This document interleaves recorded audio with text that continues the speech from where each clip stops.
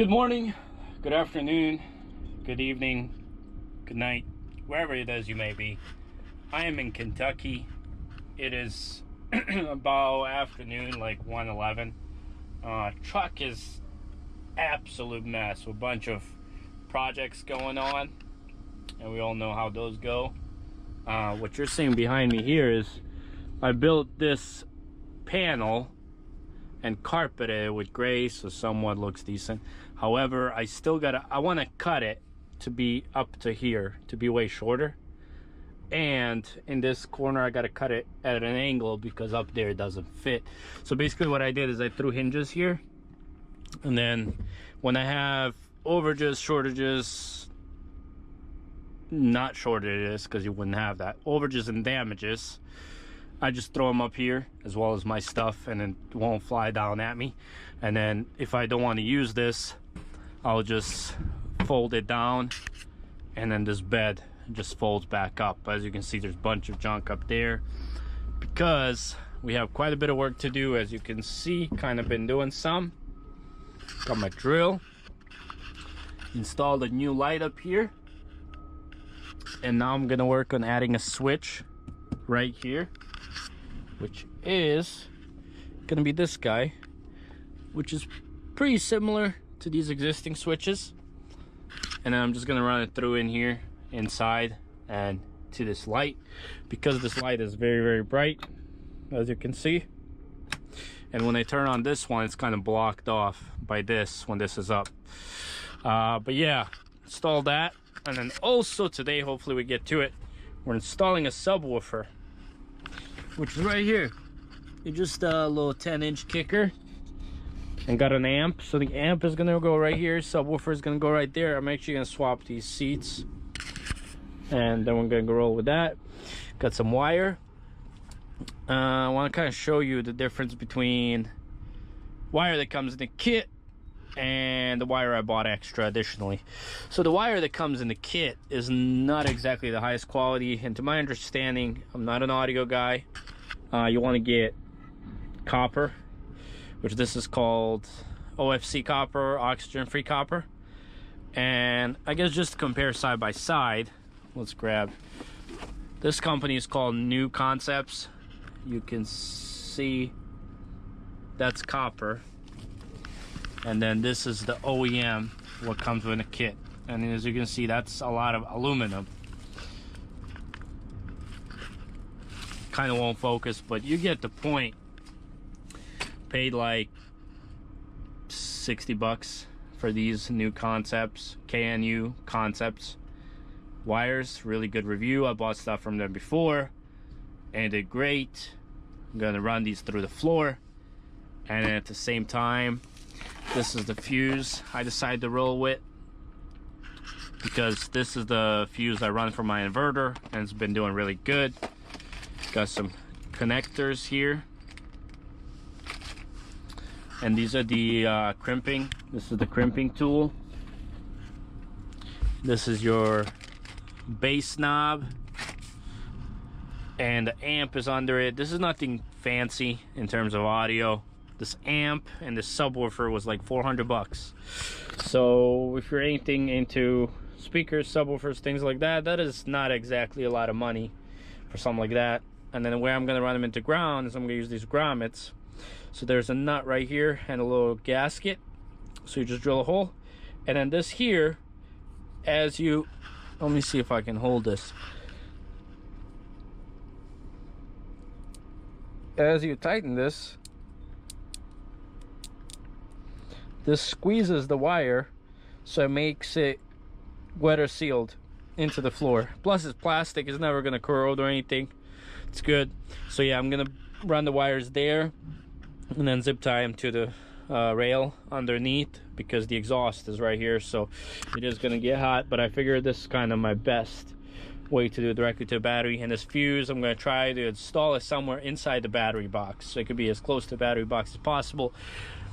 But this is not a powerful subwoofer by any means. It's only 500 watts, so should be okay. But yeah, let's install this light, try wire it up, see if it works, and then we'll get the subwoofer. All right, so I'm making some connections Made a mess here, drilled a hole right here where I'm gonna run the cable. Probably can't see in there, but I'm just gonna tap into this top light for this wire. These are the connectors I'm using. They're really solid, and then I'm just going with these, and this is what we're creating. So I'm just gonna give it a positive to the switch from the light, and then positive to the wire, and then connect directly to the ground to the light, and that should do it. Let's install the switch. So as you can see, got the two wires nice and snug. Now we're just gonna push them up, put the screws, and put the cover on it. So obviously it's supposed to be flush, just like this.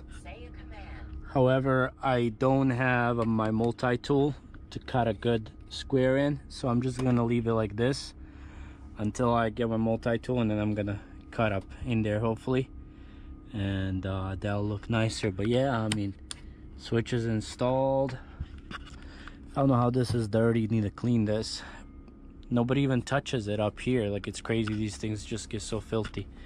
But yeah, let's try to figure out up in here which one's positive, which one's negative, and try to wire it up.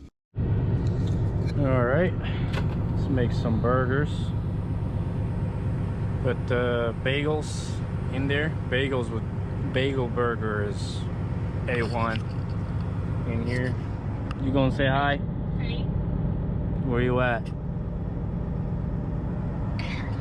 So bagel burger, we always make this at home. And then in here I have French fries and a burger, and in here I have 4 boiled eggs. If you didn't know, you can make boiled eggs in an air fryer. 300 air fry, 14 minutes, and they're done. Here we got cheese. As you can see, here's our light. Here's another light.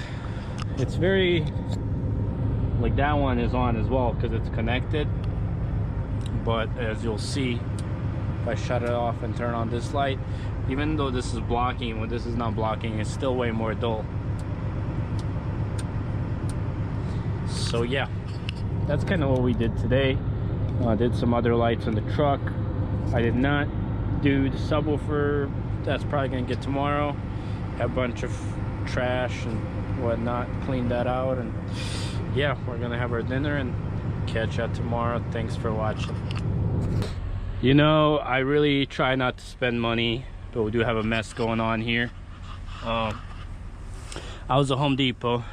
I'm buying a hole saw so I can pull these grommets through the floor, and I seen this, and I do have a smaller kit at home ratcheting, but I need one in the truck, and these go up to 13/16.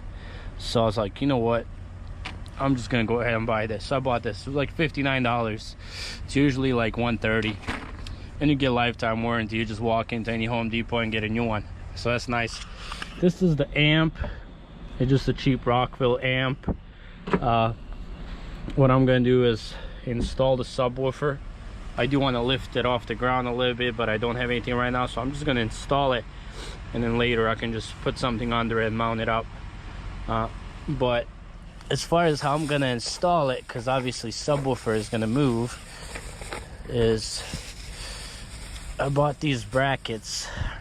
They're like 89 cents a piece or something, and I'm just gonna drill into this and then drill into this so it's held in place. And then as far as the subwoofer, just use 4 screws and drill it in. But first I'm gonna put the grommets through, so then I can just pull the wires in, and be good in that corner. I'm gonna connect these wires so then I don't have to reach in the corner over there. But that wire you're seeing, that's the remote and RCA, I believe is the name, I don't know. It's ran through the wall and to the radio. It's not connected yet. But yeah, let's drill these holes. I don't think I'm gonna connect it today, but this is the fella. It's a 10-inch kicker. I had bought a 12. It's a little too big.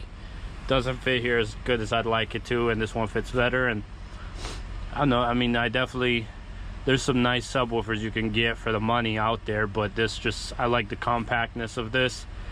I was almost gonna go with a built-in amp box, but it just seems like these hit way better. But yeah, let's drill a hole in the corner and get to it. All right, so the grommets are in right there, and then, you know, I just gotta pull my 4-gauge wires through that and spin the knobs to tighten them up. And yeah, now we're gonna throw this sub in and bolt it up. All right, well, as you can see, it fits in there pretty dang nice and compact. The amp is supposed to be the other way because the logo, blah blah blah, but you can't see I turn it this way, so then here I can hook up the wires for, you know, your subwoofer, and you have your controls and whatnot on this side. That's why I did it here. And the other side is going to be, you know, your remote cable and positive, negative from this thing is really annoying from the battery. But yeah, as you can see, pretty compact, fits nice in here. And then I will be connecting it. However, I don't think I'll do it today because I got to get under the truck and get dirty, unless I feel like going under there and doing all that work. But we'll see. But yeah, looks nice. Have it mounted on here. Should have enough room to breathe. I could hook it up today. I have, those are, I believe, speaker wires. However, they're pretty thin, so I'm not sure exactly what they're supposed to do. But yeah, we're just gonna see what we're gonna do now on. As you can see, I mounted those plates there, so the subwoofer ain't going anywhere. Get some bass. So yeah, let's see if we're gonna go change clothes and go under the truck. So yeah, let's keep going. So this guy right here is a hydraulic crimping tool from Amazon. I don't know if there's a name on it. They're all same, just under different names. But yeah, so this guy's like 45 bucks. And then it gives really nice crimps. As you can see, I think it goes down up to 0 gauge. And then you get some nice, clean looking connections. Yeah, connecting these on the battery side. And I'm just gonna start over there and put them in the protective plastic wrap zip time, and then start just run them in the box, leave them disconnected, and then start running them over here underneath and see how far I get to.